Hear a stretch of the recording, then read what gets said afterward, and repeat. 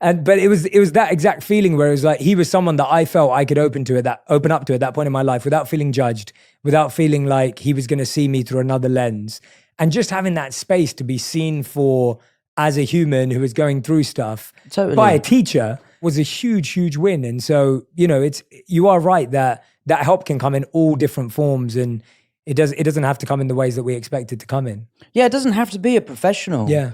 I go to my friends a lot, and some friends are better than others in certain situations. I've got some friends that are very much like pull your socks up and get on with it, and then other friends who are like, come here and have a cry on my shoulder. But like it varies. So I just really hope that that's what the show can do is sort of paint this positive picture of asking for help is something to be proud of. Well, that's a great message. And I think we all need to hear it. And I want to go back a little bit because there's a lot of interviews that you've done, and I've watched a lot of stuff over the time, but like we were talking about, a lot of it's sound bites because it's quick and short and these entertainment, interviews. And that's why I was really grateful that you took out the time to do this. But you were diagnosed, as far as I read, with dyslexia at age 7. Yes. And I was wondering how, a lot of our community and our audience is diagnosed as well, or some of them are not, but they're finding out later on in life. How did that affect you, or how were you set up for success with that because as an actor, you've got to learn lines, you've got to read lines. There's a lot of activities that people would assume are quite challenging. Sure. But you found a way, and walk us through that a little bit.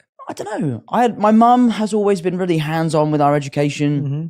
She, really wanted us to just do our best. Our dad always said, like, look, I don't care what grades you get. As long as you try your best, and that's all that we can ask for. Mm-hmm. But yeah, my dyslexia, it's really just my spelling. I mean, honestly. It's just that, yeah. Those sort of games that you play at Christmas. Have you ever played the one where you have to write down the answers? It's such a good game. Is it Boulder Dash? I don't know Boulder Dash. Is it? It's basically a game where someone will read out a scenario or ask a question, and then you have to answer the question to the best of your ability, but you can also bluff and lie. Oh, I've never played this game. And if you write somewhat a believing answer and people vote for your answer, you win. Oh, cool. Okay, I've never played it. Which is great, but when I play it, everyone's like, what does that say? That is definitely not spelt right.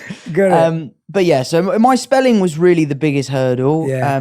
I worked really hard at school. I didn't do particularly well, but again, my parents said, as long as you try your best, then that's all we can ask for. Yeah. And acting you started early too, age 9, right? Like that was something that you started pursuing really early on in life. And I feel, was that something that you were always sure about?